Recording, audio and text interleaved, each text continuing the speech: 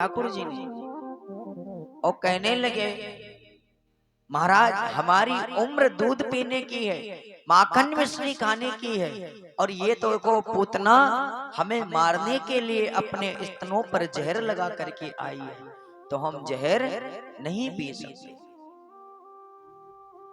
आज जैसे ही पूतना ठाकुर जी के पास पहुंची, ठाकुर जी पूतना को देख करके मुस्कुराने लगे, और पूतना ने जैसे ही ठाकुर जी को उठाया, ठाकुर जी को उठा करके नंद महलों से निकल करके बाहर की तरफ बड़ी तेज दौड़ने लगी।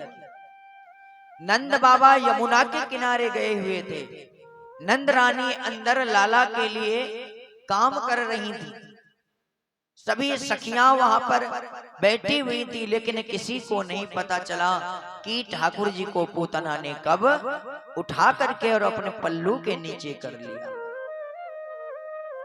लेकिन कुछ देर बाद नंदरानी जब आई तो देखा पालरे में ठाकुर जी नहीं है। आवाज लगाई, अरे सखी लाला कहाँ है? दूसरी सखी ने कहा, अरे बहन हमने तो तुम्हारी बहन समझ करके एक बड़ी सुंदर नारी आई और ठाकुर जी को खिला रही थी और लेकर के नंद भवन के बाहर गई। नंद रानी ने तुरंत ही अपने पात्रों को छोड़ दिया और बाहर की तरफ दौड़ पड़ी। जब नंद रानी भागी तो पीछे पीछे सभी सखियां दौड़ने लगी। पूतना ने तुरंत ही अपने स्तनों को श्री कृष्ण के इत्यादि मुख में प्रवेश किया और ठाकुर जी बड़े प्रेम भाव से शंकर जी को याद किया। उस विष को शंकर जी पी गए और मेरे ठाकुर जी दुग्ध पान कर रहे हैं। अब यहाँ पर समझने की बात है, भक्त कहता है मैं पकड़ूंगा तो छोड़ दूंगा, यानी मैं पकड़ूंगा तो छोड़ दूंगा, ये सत्य है। कहते हैं समय सबका आता है। आज के 20 साल पहले आप चले जाओ, बैकग्राउंड में अपने 20 साल पहले चले जाओ। भगवानों का भी समय आता है, देवी देवताओं का समय आता है, इंसान का भी समय आता है, सबका समय आता है। ये कोई नहीं कह सकता कि मेरा समय नहीं आता है। 20 साल पहले चले जाओ, 20 साल पहले कौन से देवता का, कौन सी देवी का सबसे ज्यादा महत्व चल रहा था, कोई बताएगा? 20 साल पहले कौन सी देवी का सबसे ज्यादा नाम हो रहा था, पूजा चल रही थी, कोई बता सकता है? हम बता दें, माता संतोषी, जिनको हम वैभव लक्ष्मी बोलते हैं। सबसे पहले माता संतोषी का इतना व्रत हुआ था, इतना व्रत हुआ था, हर घर में माता संतोषी की पूजा हो रही थी। उसके बाद कहते हैं समय सबका आता है, चाहे वो भगवान हो चाहे वो इंसान हो, समय सबका आता है। अगर आज अच्छा आया तो कल बुरा भी आएगा। लेकिन उसके बाद कौन से भगवान आए? साईं बाबा। संतोषी माता के बाद कौन से देवता आए? साईं बाबा। साईं बाबा के बाद कौन से आए? हर 5 साल पीछे आते रहो, नहीं अभी भी भूल रहे हो। साईं बाबा के बाद आए शनिदेव महाराज। शनिदेव के बाद सब बाद में कौन आया?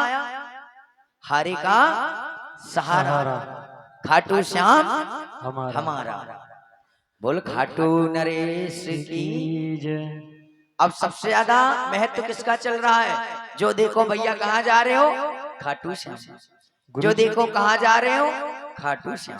गुरुजी ऐसा लगता है मुझे इन देवताओं में एक ट्रेंड सा चलता है। हाँ भैया, ये समय है और समय सबका बलवान होता है और एक ना एक दिन सबका आता है। जब देवताओं में समय आता है तो क्या मनुष्यों का समय नहीं आता है?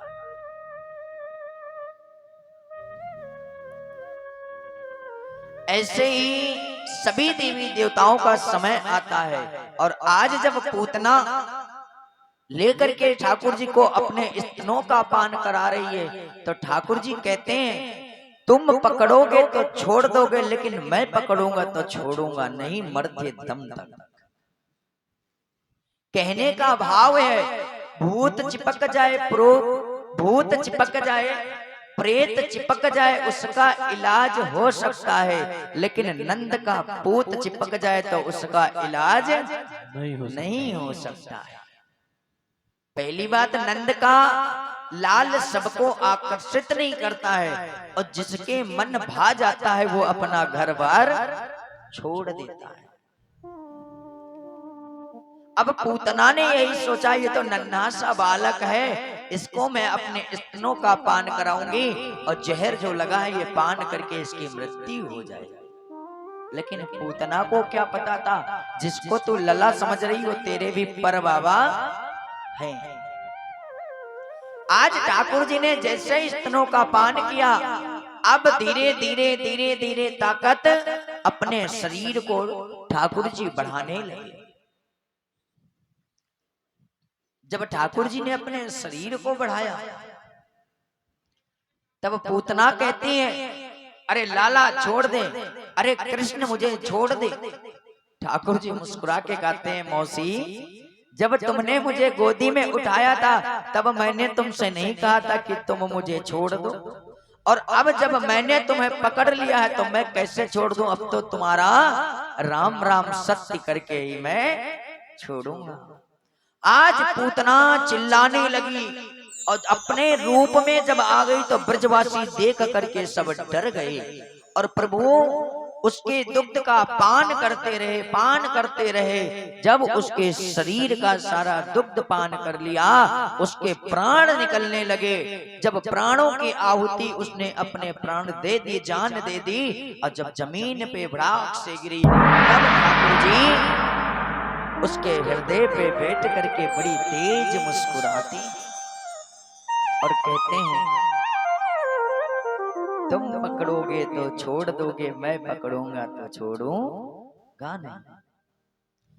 पकड़ लो हाथ बनवारी, नहीं तो डूब जाएंगे।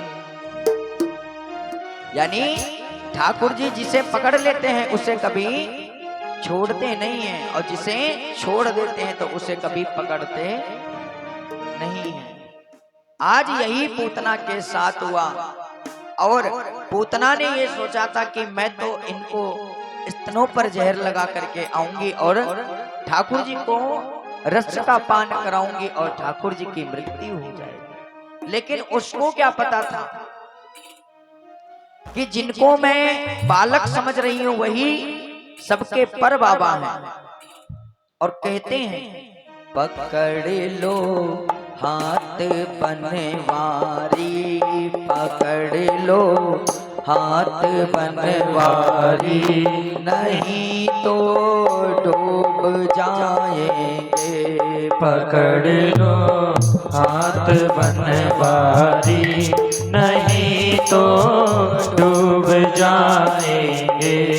हमारा कुछ ना बिगड़ेगा, हमारा कुछ ना बिगड़ेगा, तुम्हारी लाज जाएगी। हमारा कुछ ना बिगड़ेगा।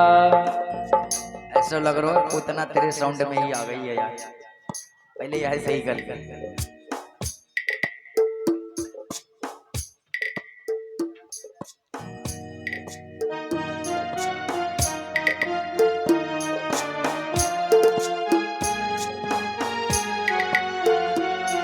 आप लोग बोलो तब तक भैया, और गाना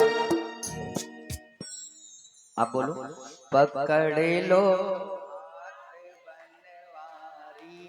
नहीं तो डूब जाएंगे, हमारा कुछ ना बिगड़ेगा, तुम्हारी लाज जाएगी। क्योंकि सत्य है, अगर परमात्मा हमें पकड़ कर रखेगा तो क्या हमारा कुछ बिगड़ेगा?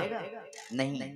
जब हम परमात्मा के साथ रहेंगे, ठाकुर जी के साथ रहेंगे, ठाकुर जी को अपना मान कर चलेंगे, जब हमारे दुख और सुख में वो हैं तो हमारा साथ कौन देगा? ठाकुर जी। और देखो दुख और सुख तो दोनों भगवान के, किसे छोड़ोगे आप। भजन है बड़ा प्यारा, दुख भी मुझे प्यारे हैं सुख भी मुझे प्यारे हैं, छोड़ूं किसे भगवान दोनों ही तो तुम्हारे हैं। आप किसे छोड़ोगे। लेकिन दुनिया दुख को नहीं सुख को मांगती है। लेकिन महाभारत में जाकर के आप देखो, जब द्रौपदी के बालकों का अश्वत्थामा ने श्रृंगार कर दिया था, यानी धड़ से सड़ों को अलग कर दिया था, तब दुख कितना आया था, किस पे आया था, द्रौपदी के ऊपर। उसके बाद कुंती की बात देखो, अगर कुंती की बात देखी जाए तो आप यही देख लो, सबने सब कुछ मांगा था, भीमसेन ने, अर्जुन ने, लेकिन कुंती ने क्या मांगा था कि प्रभु कन्हैया अगर कुछ देना चाहते हो तो एक ही वर दे दो कि जीवन में मेरे दुख कभी ना मिटे। क्योंकि जब दुख होगा तो दुख में परमात्मा की याद आती है, सुख में परमात्मा को कौन याद करता है।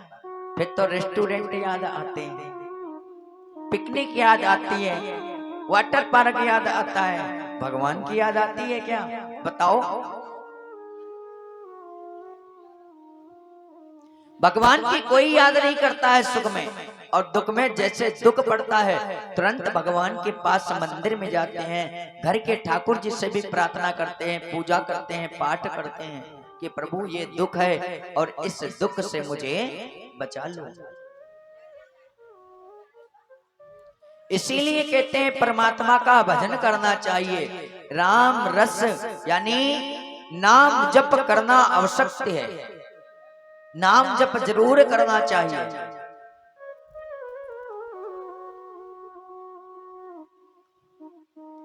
और नाम जप से आपका जीवन सुधरेगा, आपके बच्चों के अंदर सद्बुद्धि प्राप्त होगी। और एक बात, कभी हस्बैंड वाइफ में लड़ाई हो जाए, सुनो माताओं बहनें, कभी आप और आपके डीएम और डीएम में अगर लड़ाई हो जाए, यानी डीएम कौन है, घर की गृहिणी, और उनके सेक्रेटरी कौन है, उनके पति देव। यानी कहने का भाव ये है, अगर डीएम साहब कह दें आज ये होना है तो सेक्रेटरी करेगा उस कार्य को जरूर। ये सत्य है, कलयुग की बात है।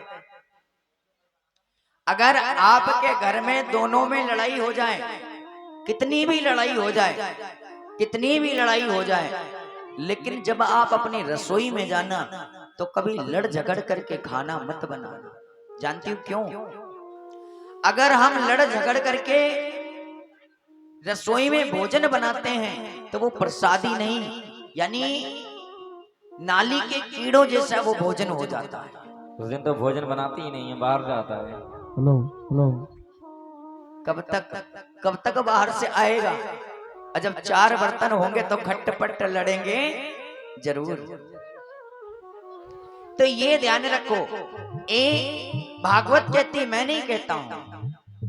क्योंकि जब माता सीता ने ब्राह्मण को भोजन कराने के लिए राम जी से अरदास करी थी कि प्रभु आज तक मुझे कोई ऐसा ब्राह्मण नहीं मिला जिसको मैं पेट भर के उसकी इच्छाओं के बराबर कभी भोजन करा सकूं। तब राम जी ने कहा था कि मैं तुम्हारे लिए एक ब्राह्मण को बुलाऊंगा और जितना हो सके उतना भोजन तुम, राम जी ने कहा जितना हो सके उतना भोजन तुम ब्राह्मण को खिलाना। माता सीता ने सोचा था कि 2-4 पूड़ी खाएंगे, रायता पिएंगे, पेट भर जाएगा, मुंह पोछेंगे, दक्षिणा लेंगे, अपने घर को चले जाएंगे। लेकिन ये क्या पता था त्रेता युग के ब्राह्मण कैसे होते हैं। जब उनकी उम्र 10,000 वर्ष है तो कितना भोजन प्रसादी पाएंगे। चालू हो गई भैया। पकड़ लो हाथ बनवारी, नहीं तो डूब जाएंगे। पकड़ लो हाथ बनवारी, नहीं तो डूब जाएंगे। हमारा कुछ ना बिगड़ेगा,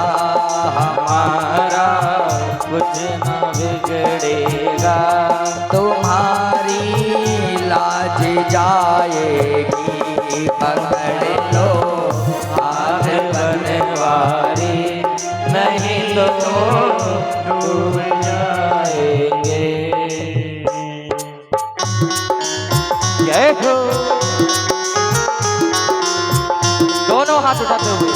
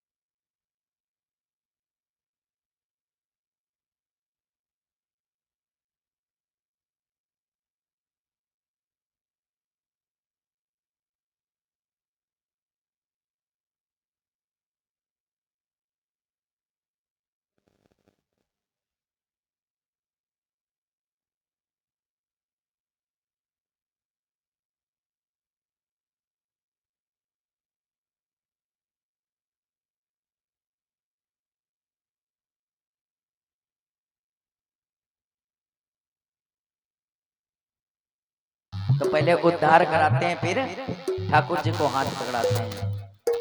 बोलो बांके बिहारी लाल की, भागवत महापुराण की जय। जय जय श्री राधे श्याम।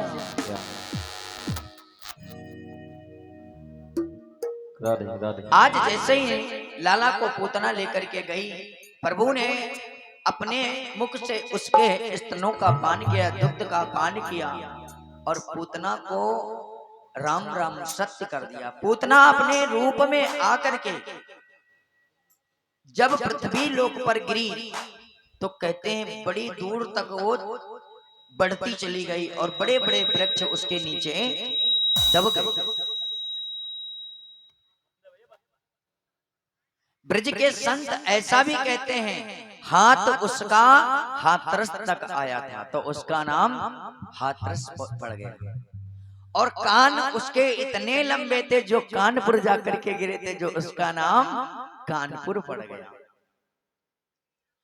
लेकिन इधर जब पूतना का प्रभु ने उद्धार कर दिया, नंद रानी ने तुरंत दौड़ करके अपने लाला को उठा लिया और लाला को उठा करके तुरंत ही अपने पल्लू के नीचे ढक लिया और नंद महलों में चली गई। और आज लाला को बड़े प्रेम के साथ में स्नान कराया कि ये तो राक्षसी थी, हमारे लाला के ऊपर कोई इसका असर ना हो जाए। आज ठाकुर जी कह रहे हैं मैया को कितना प्रेम है हमसे, हमें कितनी बार स्नान कराया है कि कहीं राक्षसी का साया हमारे लाला के ऊपर ना रह जाए। जब नंद बाबा को पता चला, नंद बाबा दौड़ते दौड़ते यमुना के किनारे से आए और लाला को देखा और नंद रानी से कहने लगे, जब मैंने कहा था नंद रानी कि लाला के पास कोई ना कोई रहेगा, आपको पता है हमारे घर में कितने सालों बाद एक पुत्र